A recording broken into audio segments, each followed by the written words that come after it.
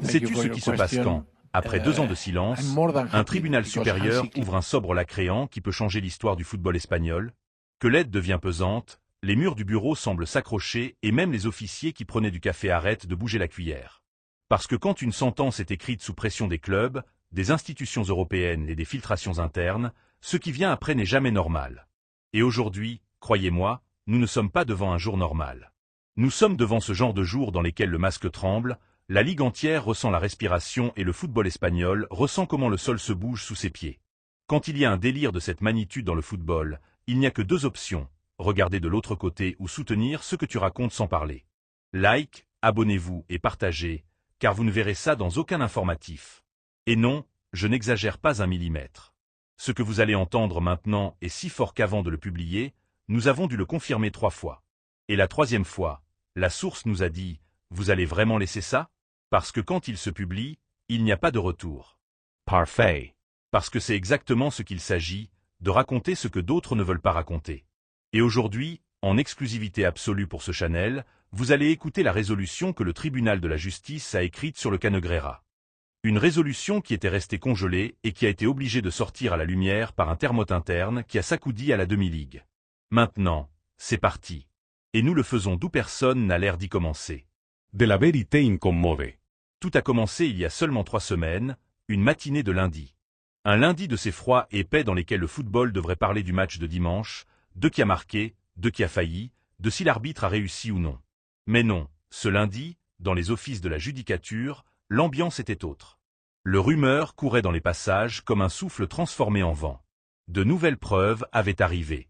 Et pas de preuves petites ou irrélevantes. Non, des preuves solides. Des documents, des rapports, des communications, des transactions.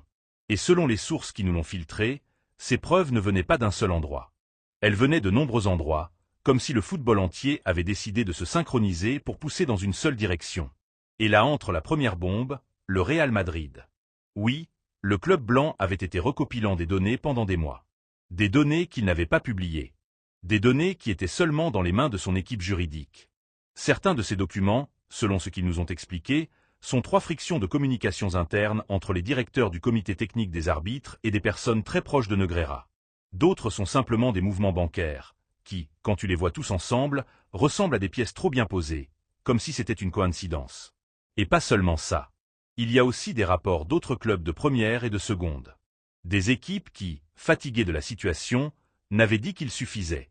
Des clubs modestes, des clubs historiques, des clubs qui sentent que le scandale du cas Negreira les a éclatés sans qu'il n'ait rien à voir.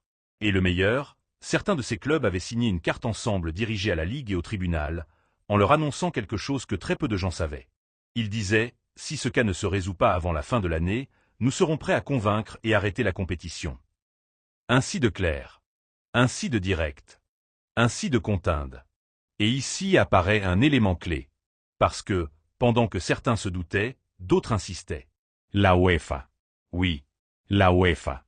Pendant des semaines, l'institution européenne avait pressionné. Et pas peu. On parlait de rapports confidentiels, d'annonces sérieuses et d'un message qui, selon ce qu'ils nous disent, est arrivé à travers un intermédiaire.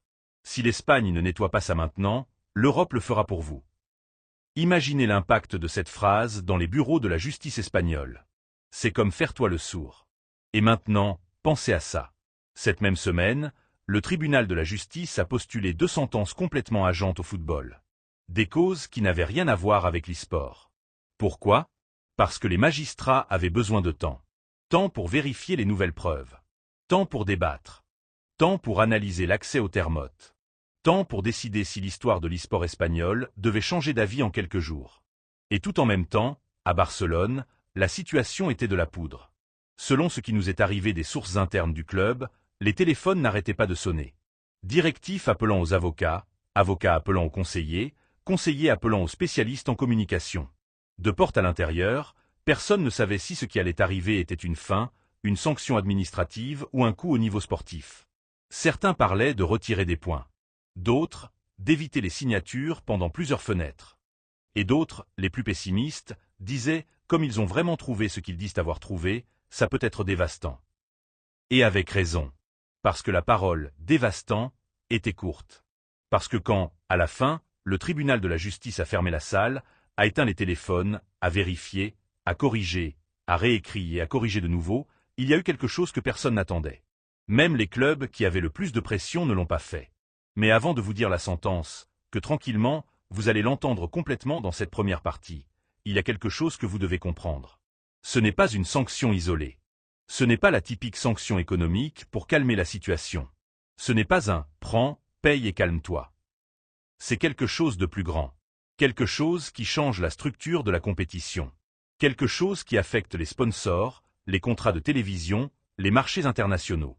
Quelque chose que, je vous le dis déjà, va générer un impact si grand que demain, le football espagnol sera un autre. Et quand je vous dis « autre », je le dis avec plein de conscience. Parce que le document que nous avons lu n'inclut pas seulement la résolution sur le cas de Negreira, mais aussi une alerte. Une alerte directe et forcée qui dit, par les mots textuels, selon lesquels nous avons été assurés, ce tribunal considère que l'intégrité compétitive de la Ligue a été compromettue pendant une période prolongée et systémique.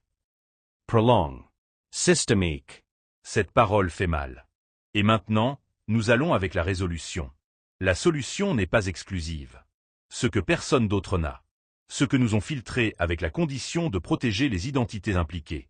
Ce qui confirme ce que beaucoup intuissaient, mais que personne n'avait l'intention de dire en haute voix. La sentence dit ainsi.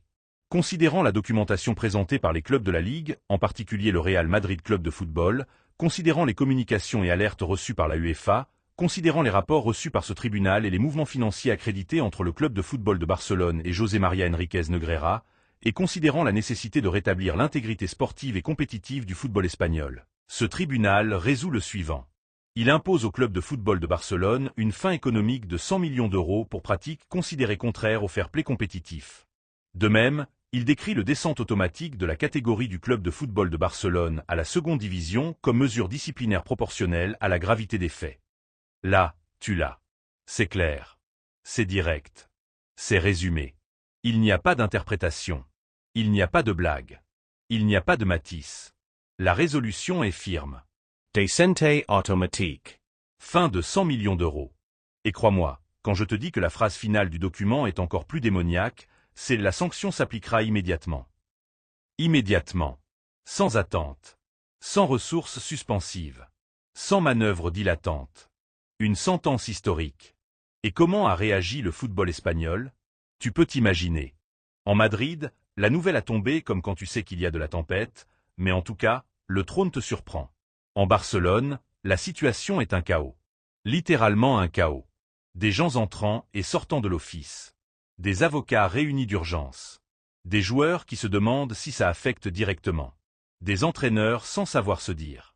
Et le président du club, selon ce qu'il nous raconte, s'est rendu compte à peine 5 minutes avant de le filtrer. Et pendant que tout ça se passait, le tribunal avait déjà envoyé des communications officielles à la Ligue et à la Fédération. Et ici, il y a une autre clé très importante. La Ligue, selon les sources internes, n'était pas préparée pour une décision si grande. Ils avaient des protocoles prévus pour les sanctions mineures, pour les fines, et même pour la déduction des points. Mais une descente immédiate, d'un club comme l'FC Barcelone, ça n'était pas dans n'importe quel manuel. Et maintenant, ils doivent agir à contre-horloge. Parce que ce n'est pas seulement d'envoyer une équipe en seconde division. C'est d'organiser des contrats de télévision, de renégocier des accords publicitaires et d'atteindre les demandes des clubs qui, certainement, demanderont des compensations. Et entre ces clubs, je te le rappelle, il y en a plus d'un qui se sent moralement reivindiqué. Et maintenant, pensons à autre chose. L'impact psychologique. Parce que quand un géant tombe, il ne tombe pas seul. Il attrape tous ceux qui sont autour. Regarde les réseaux sociaux, regarde les cartoules, regarde les commentaires. Tout le monde parle de ça. Et demain, c'est l'heure de continuer à parler. Et le passé aussi. Parce que ce n'est pas une sanction. Ce n'est pas quelque chose que tu peux oublier en 2 semaines. C'est quelque chose qui va marquer un avant et un après. Et au milieu de tout ce termote, nous sommes ici en direct avec les données que personne n'a, avec les filtrations que d'autres n'ont pas l'intention de publier. Et nous le disons sans peur. Ça a juste commencé. Parce que derrière cette sentence vient une autre vague. Une vague qui peut attirer des personnes, des directeurs, des institutions et même des arbitres. Et selon ce que nous avons pu savoir, ils seront aussi investigés dans une deuxième phase. Mais ça, nous le verrons plus tard. Maintenant, reste avec l'essentiel. La sentence est ferme. La sanction est historique. Et le football espagnol vient de changer pour toujours. Et c'est seulement la première partie de ce qu'on va te dire aujourd'hui. Quand une sentence tombe comme un bâton sur la table, la première chose qui se brise n'est pas le silence. C'est la stabilité. Cette sensation que, malgré que les choses, il y a des limites qui ne se croiseront jamais. Eh bien, aujourd'hui, ce limite s'est croisé. Et l'onde expansive frappe à chaque coin du football espagnol. Parce qu'en tant que la résolution et attention, elle a été publiée avant que beaucoup de directeurs l'aient en main, une chaîne de réaction qui n'avait pas calculé ni les magistrats. La première chose, c'était la appel urgente de la Ligue. Une appel qui n'a pas duré que 3 minutes. Directe, courante, avec un message si simple comme un bâton. Nous avons besoin d'instructions. Parce que, bien sûr, qu'est-ce que tu fais quand ils te disent que l'un des 2 plus grands clubs du pays doit baisser de catégorie demain? Pas le lendemain, pas quand la saison s'arrête. Demain. Qu'est-ce que tu fais avec les matchs programmés? Qu'est-ce que tu fais avec les engagements télévisifs? Qu'est-ce que tu fais avec les abonnés déjà vendus? Qu'est-ce que tu fais si l'équipe qui baisse fait partie du symbole du marketing, de l'économie, de toute la compétition? Tout cela a tombé comme une lumière dans les offices de la Ligue et maintenant, à Barcelone, il y avait du silence. Mais pas un silence tranquille, pas ce silence respectueux de bibliothèque. Non. C'était un silence tense, un silence de passage vide dans lequel même le son d'un polygraphe qui tombe ressemble à une explosion. Les employés du club regardaient leur téléphone comme si c'était des artefacts dangereux. Les messages qui se croisaient étaient courts, secs, comme si personne ne voulait écrire une autre parole en peur qu'elle puisse être utilisée contre elle. Et là, c'est le plus douloureux. Dans le vestiaire, la réaction était aussi amargue. Les joueurs, beaucoup d'entre eux, jeunes, se sont rencontrés sur les réseaux avant même que le club puisse donner une version officielle. Imaginez la tête d'un footballeur qui a fait tout pour compéter au maximum et qui, tout d'un coup, se réveille et découvre que son équipe n'est plus en première. Et le plus grave, ce n'est pas les mauvais résultats, mais les décisions qu'ils ont prises très loin du terrain. Certains joueurs, selon ce qu'ils nous ont dit, ont appelé leurs représentants avant même de parler avec l'entraîneur. D'autres ont demandé des réunions immédiates. Et les plus vétérans étaient indignés. Parce que, t'aimes ou non, une équipe est un réflexe de ce qu'on respire dans le club. Et ce qu'on respirait ce matin, c'était une mélange parfaite de surprise, de rage et de désorientation. Et ce n'était pas pour moi. Mais, pendant que Barcelone brûle, Madrid sourit. Pas cette sourire exagérée, pas cette sourire de même. Non, une sourire discrète, contenue, de celui qui sait qu'il a joué bien ses cartes. Parce que s'il y a quelque chose que l'équipe juridique de Real Madrid ces derniers mois, c'est qu'ils étaient prêts à arriver jusqu'au bout. Et selon les filtrations que nous avons reçues, plusieurs documents clés présentés par le club blanc étaient décisifs. En particulier un rapport de presque 100 pages qui détaille, en par an, les irrégularités détectées et l'impact potentiel qu'ils auraient eu dans les matchs décisifs. Ce rapport était une des pièces fondamentales qui ont fait que le tribunal arrête de voir le cas comme un simple conflit administratif. Soudain, le dossier montrait une chronologie claire, une corrélation préoccupante et une structure qui, vue de l'extérieur, semblait trop organisée pour être une coïncidence. Les juges ne pouvaient pas regarder de l'autre côté, pas avec un document comme celui-ci. Et ici vient un détail que très peu de gens savent. C'est ce rapport qui a provoqué la phrase finale de la sentence, cette phrase qui a maltraité tant au Barcelone. L'intégrité compétitive a été compromettue. Mais ne t'inquiète pas, le Real Merdiz n'a pas été l'unique acteur dans cette œuvre. Les petits clubs ont aussi fait leur part. Des équipes que beaucoup ne se souviennent pas quand on parle des grands thèmes, mais qui aujourd'hui n'ont pas de motif pour se sentir revendiqués. Il y a eu des présidents qui ont passé des années en disant qu'il n'y avait pas d'équilibre. Il y a eu des entraîneurs qui, dans les roues de presse, insinuaient ce qu'ils ne pouvaient pas dire ouvertement. Et il y a eu des équipes qui, par peur, par prudence, ont toujours resté en silence. Jusqu'à présent. Et bien sûr, quand tous ces éléments se rassemblent, le résultat devait être explosif. Il ne pouvait pas finir dans une reprise lisse. Il ne pouvait pas se résoudre avec un tir de oreille. C'était trop grand, trop profond, trop sérieux. Et le tribunal le savait. Maintenant, allons voir la partie la plus délicate de toutes, la réaction institutionnelle. Parce qu'une chose, c'est la sanction. L'autre chose, c'est ce qui vient après. Dans la fédération, par exemple, il y a un panique absolu à la conséquence économique. Il est calculé que seulement dans les droits télévisifs, le descente de l'FC Barcelona peut supposer une perte de presque 400 millions d'euros au long de la saison. 400 millions qui, de retour, doivent redistribuer, se renégocier ou simplement se perdre. Et quand dans un sport, la parole perdre entre dans la porte, la stabilité sort courant par la fenêtre. Pour si c'était peu, les sponsors pressent aussi. Certains ont déjà envoyé des lettres demandant des explications. D'autres ont mis des clauses d'urgence en marche. Et les plus importants, ceux qui mettent de l'argent de vérité, valorisent s'y maintenir leur investissement dans la Ligue ou s'y commencer à regarder d'autres marchés, d'autres pays ou même d'autres compétitions. Parce que, quand un géant tombe, l'impact n'est pas seulement sportif, c'est financier, c'est médiatique, c'est structurel. Et si on parle d'impact médiatique, il y a un autre acteur, l'Europe. La UEFA ne voulait pas que cela reste dans un cas espagnol. La UEFA voulait une sentence exemplaire. Elle voulait que s'il n'y a pas de nettoyage, il n'y a pas d'Europe. Et selon nos sources, la plus dure alerte qu'ils ont reçue était celle-ci. Quelqu'un qui est impliqué dans des altérations de l'intégrité compétitive peut rester hors des compétitions européennes pendant plusieurs ans. Cette phrase, je vous l'assure, a provoqué des froids dans plus d'un bureau espagnol. Mais la sentence est sortie. Et maintenant, il est temps d'assumer-la. Ce qui est curieux, c'est que, pendant que tout le monde discute des détails, il y a une partie de la résolution qui a passé inappréciée pour beaucoup, mais que nous allons apporter d'abord. Et c'est que, en plus de la descente et de la fine de 100 millions, le tribunal a ordonné d'ouvrir une deuxième phase d'investissement qui affectera non seulement l'FC Barcelone, mais aussi les arbitres, les ex-arbitres, les ex-directifs et les fonctionnaires liés au comité technique des arbitres. Cette deuxième phase est, comme nous le disent, même plus délicate que la première. Ici, il n'est pas seulement qu'on investit des rembourses. Ici, on investit des décisions, on investit des communications privées, on investit des courriers, on investit des registres.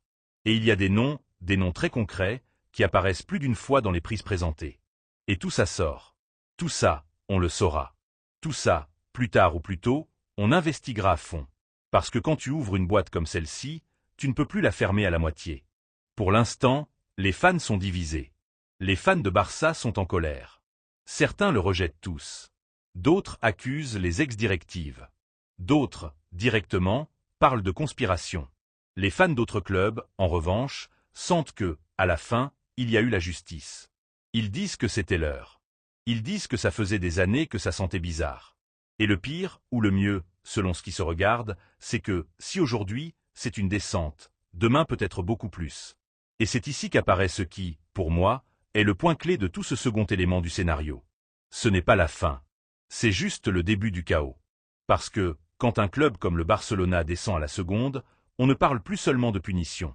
On parle de reconstruction, de survie, d'un futur incertain, de joueurs qui demanderont de sortir, de contrats qui seront invalidés, de projets qu'il faudra tirer à la merde et de décisions que personne ne veut prendre. Et, pendant que tout cela se passe, la Ligue regarde le calendrier, la fédération regarde le règlement et les clubs regardent le tribunal en attendant que, pour une raison magique, la sentence puisse s'améliorer. Mais non, la résolution est firme. Et, si quelque chose est clair dans le Benanto, c'est qu'il n'y a pas de retour. Il n'y a pas de négociation. Il n'y en a pas, on verra. Il n'y en a qu'un. C'est le remplacement immédiat. Le thermote a déjà commencé et ce qui reste à venir, croyez-moi, n'est pas petit. Quand il semblait qu'il avait déjà dit tout, quand il semblait que la terre ne pouvait pas tomber plus fort, est arrivée la dernière coupure. Celle qui arrive toujours quand un grand scandale touche son point le plus haut. Celle qui ne vient pas des tribunaux ni des clubs, mais du football en lui-même. Parce que le football a une mémoire et le football, quand il se sent ennuyé, répond.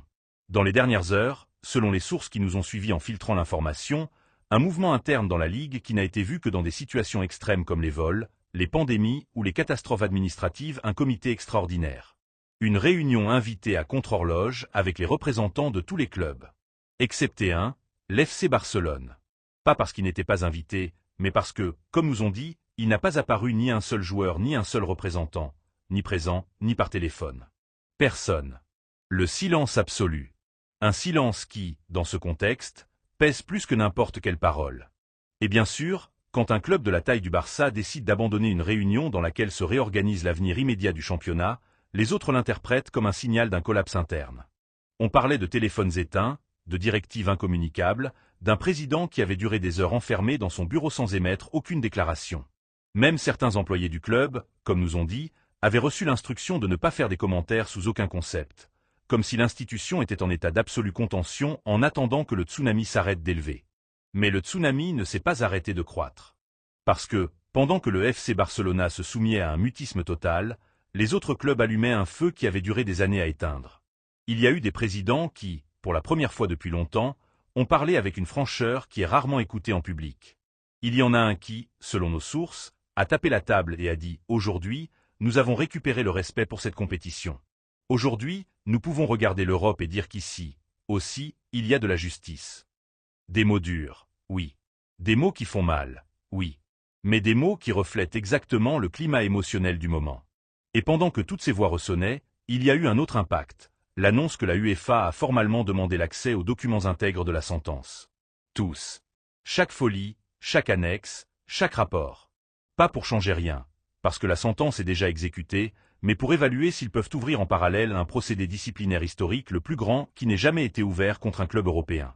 Ce mouvement, même s'il n'est pas encore cristallisé, a déjà généré des préoccupations à Barcelone. Parce que si l'Europe entre, elle n'entre pas pour rester à la moitié. Elle entre pour vérifier, elle entre pour comparer, elle entre pour indiquer. Et s'il y a quelque chose qui considère que ça affecte les compétitions européennes, elle pourrait bloquer le club pendant des années. Et on ne parle pas de 2 ou 3, on parle de 5, on parle de 7, on parle d'une absence prolongée qui économiquement serait encore plus dévastante que le descente. Mais ici vient la partie la plus curieuse, la plus humaine, celle qui normalement n'apparaît pas dans les rapports.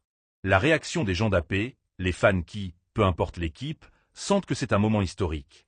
À Madrid, à Bilbao, à Séville, à Valencia, à Vigo, à Granada, partout, on parle du thème comme si c'était une finale, comme si c'était un classique, comme si c'était un événement national. Les bars sont remplis de commentaires, de comparaisons, de souvenirs d'anciens matchs. C'est comme si la sentence avait sorti des émotions qui étaient enfermées depuis des années. Mais en même temps, il y a une sensation étrange. Une mélange d'alluviation et de tristesse parce que personne qui aime le football en vrai veut voir un grand tomber de cette façon. Oui, on demande la justice. Oui, on demande la transparence. Oui, on demande l'égalité. Mais en même temps, il y a quelque chose de douloureux de voir un éclat historique traverser la plus grande tempête de sa vie. C'est une mélange étrange, mais réelle, et c'est ce qui fait que ce moment soit si complexe. Et maintenant, vient le climax, le point le plus élevé de cette histoire. C'est là que ce qui était un rumeur devient un document, ce qui était une peur devient une réalité, et ce qui était une suspicion devient un avant et un après. Parce qu'il y a seulement quelques heures, on a reçu un document additionnel. Un document qui n'était pas inclus dans la sentence principale, mais qui l'accompagne comme résolution complémentaire. Un annexe qui sera envoyé à tous les clubs dans les prochains jours. Et son contenu est simplement démolissant. Ce document demande que tous les clubs de la Ligue puissent vérifier immédiatement n'importe quel accord, contrat, ou relation passée avec des intermédiaires, des conseillers arbitraux ou d'entités externes qui aient eu contact avec les organismes responsables de décisions sportives. C'est un appel à la transparence totale. C'est une espèce d'auditorie générale forcée qui, selon certaines sources, pourrait décoller même plus d'irrégularités. C'est comme si le tribunal avait dit que le Barça c'est seulement le début. Maintenant, on va nettoyer tout. Et ça, je te le dis depuis tout à l'heure, ça va être dur. Et pendant que ce domaine commence à s'activer, le FC Barcelona reste complètement paralysé. De porte à l'intérieur. L'ambiance est désolée. Il y a des employés qui ne savent pas s'ils continueront à travailler la semaine prochaine. Il y a des entraîneurs qui ne savent pas s'ils doivent préparer un match de première ou de seconde. Il y a des joueurs qui demandent des clauses de sortie immédiate. Il y a des fans qui se demandent si c'est le début d'une reconstruction ou le début d'une tombe encore plus profonde. Mais ce qui est clair, c'est que le football espagnol a vécu aujourd'hui une des journées les plus intenses de son histoire. Une journée qui restera pour toujours dans la mémoire collective. Une journée qui a mis fin à un chapitre sombre et qui a ouvert un autre rempli d'incertitudes. Et même si personne ne sait ce qui se passera demain, ce que nous savons c'est que ce qui s'est vécu aujourd'hui va changer pour toujours la perception du football dans ce pays. Donc nous allons fermer cette histoire comme il le faut. Sans adornement, sans filtre, sans vêtements. Le tribunal a parlé. La sanction est écrite. Et l'impact est là. Ce qui vient après sera la conséquence directe de ce qui a été décidé aujourd'hui. Et ce Chanel, comme toujours, sera là pour le raconter, pour l'analyser, pour suivre chaque mouvement, chaque réaction, chaque geste. Parce que ça, je te le dis, ça n'a pas terminé. Ça a juste commencé. Et si ce qu'on a vu aujourd'hui t'a l'air grand, prends-toi. Parce que ce qui vient dans les prochaines semaines peut être même plus fort.